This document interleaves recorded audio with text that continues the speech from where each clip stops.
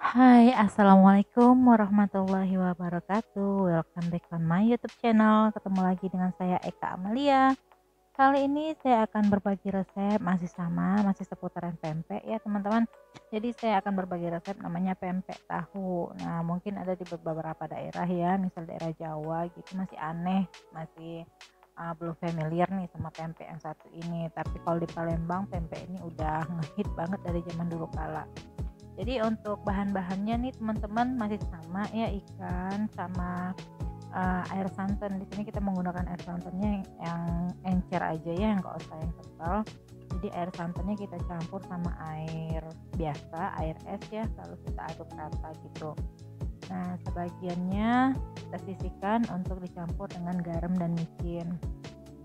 Proses pembuatannya juga sama ya teman-teman. Jadi untuk tahap awal kita aduk pakai tangan seperti biasa. Kalau untuk pempek tahu bedanya sama kalau pempek lenjer sama telur kan dia di mixer tuh adonannya. Kalau ini cukup pakai tangan aja. Nah, ini kita aduk sampai rata. Jadi yang kita ngaduknya itu sampai yang gerindil-gerindil ikannya itu udah nggak ada lagi ya. Jadi di sini spesial khususnya ini pakai ikan tenggiri. Karena ikan tenggiri hasilnya lebih banyak dan juga rasanya pasti lebih enak ya, lebih gurih teman-teman. Jadi sampai udah rata gitu baru kita masukkan air garam sama vettinnya. Jadi untuk tahap memasukkan air garam ini, pastikan air sama ikan di tahap awal tadi udah nyatu, baru kita masukkan air garam dan micinnya ya. Karena kalau udah dari awal kita masukkan si garam sama micin, adonan kita akan mengental dan air santan tadi belum sempat rata sama ikan tapi udah mengental karena si garam udah masuk duluan. Oke. Di sini juga saya menggunakan lada atau merica ya teman-teman. Jadi kalau misalnya teman-teman mau ditambahin pakai merica atau lada hitam, nggak apa-apa, jadi rasanya lebih pedas ya gitu ya. Tapi di sini hanya untuk menambah aromanya aja biar lebih enak. Jadi saya pakainya merica atau lada putih. Nah, adonannya sudah mengental seperti ini, baru boleh kita masukkan telur. Jadi pastikan adonan sudah mengental, telurnya baru masuk. Jadi kalau misalnya adonannya belum mengental, tapi teman-teman udah masukkan telur, nanti dia akan lembek adonannya dan sulit untuk dibentuk ya. Jadi pastikan benar udah kental. Jadi tahap untuk mengentalkan adonan itu ketika air garam kita tadi masuk. Nah, disitulah tahapnya mengental. Dan pastikan air kita sangat dingin. Kalau airnya dingin, untuk tahap pengentalan tadi lebih cepat dibandingkan dengan air biasa suhu ruang ya. Nah, lalu kita aduk rata seperti ini sampai dia tercampur rata dan juga mengental. Baru kita masukkan bawang iris. Jadi bawang merahnya saya iris-iris ya. Kalau misal teman-teman mau pakai daun bawang juga is okay, nggak apa-apa, rasanya juga enak. Tapi kalau untuk bawang merah iris rasanya memang lebih harum lagi dibanding dengan daun bawang tadi. Di sini ada sagu sama terigu. Nah, saya campurnya pakai centong ya, nggak apa-apa. Kalau teman-teman mau pakai tangan juga nggak apa-apa.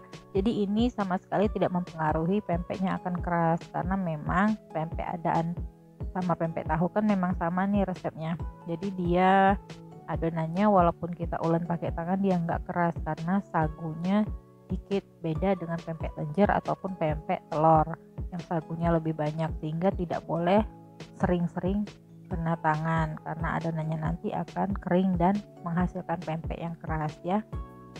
Di sini saya menggunakan tahu putih. Jadi kalau misalnya teman-teman mau pakai tahu putih ini dari pasar ya, untuk penyimpanannya nanti saya kasih di deskripsi box. Jadi tahu putihnya harus dicuci bersih dan lalu direbus dulu sebentar ya teman-teman, untuk menghindari tahunya agar tidak cepat asam. Apalagi kalau kita mau jualan ya, jadi harus bersih benar.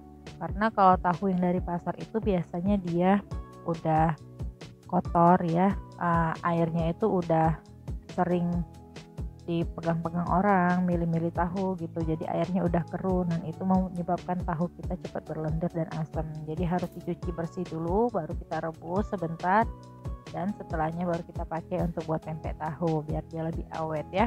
Kalau dari pasar langsung kita pakai, itu nanti hasil pempek tahunya akan berlendir bagian dalamnya. Di sini pelapis saya hanya menggunakan sagu aja ya, tapioka nih teman-teman. Saya hanya menggunakan itu, nggak ada campuran lain. Jadi saya ambil kurang lebih 3/4 sendok makan atau setengah sendok makan juga oke. Kita lihat dari ukuran tahunya. Kalau tahunya jumbo, kita bisa menggunakan 1 sendok makan full ya. Kalau misalnya teman-teman pengen ditimbang, oke, nggak apa-apa, ditimbang aja. Jadi kalau saya ini lebih praktis, saya pakai sendok aja gitu. Nih kita masukkan semua ke dalam tepung. Setelah masuk, lalu kita lumurin pakai sagu semua adonannya biar nggak lengket ya.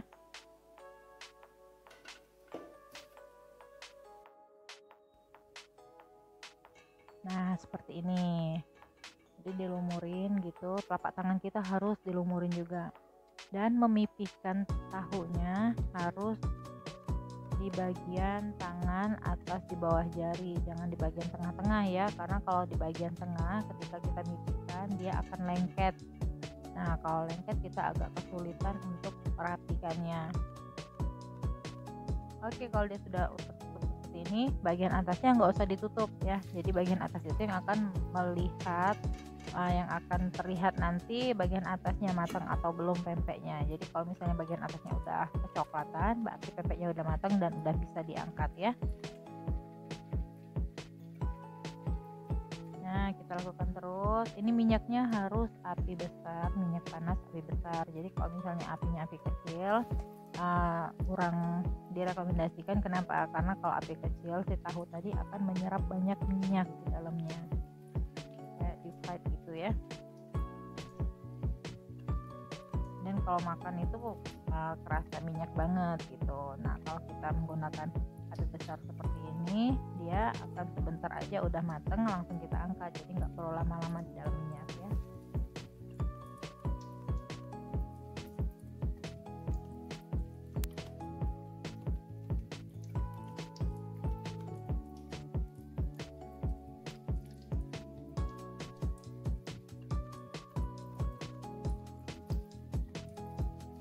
Pempek tahu yang udah matang teman-teman bisa disimpan di chiller. Jadi nggak disarankan sama sekali untuk disimpan di freezer karena tahunya akan berongga dan menjadi keras ya.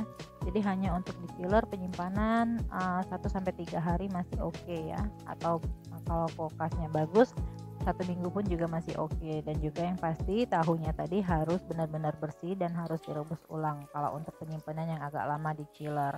Jadi kalau misalnya teman-teman mau jualan pempek tahunya udah dibuat nih ya, udah digoreng sampai matang, misal mau dijual untuk besok atau lusa, misalnya belum laku nih hari ini, besok mau dijual lagi masih oke, masukin aja di chiller. Nanti besok digoreng ulang dengan minyak yang panas. Gorengnya nggak perlu lama, hanya sekali lewat aja, masuk udah kurang lebih seperti 3 menit, lalu diangkat, udah gitu aja ya kalau untuk penyimpanannya. Kalau untuk di frozen kayaknya ini sangat nggak cocok karena tahunya nanti akan berongga dan menjadi keras ya.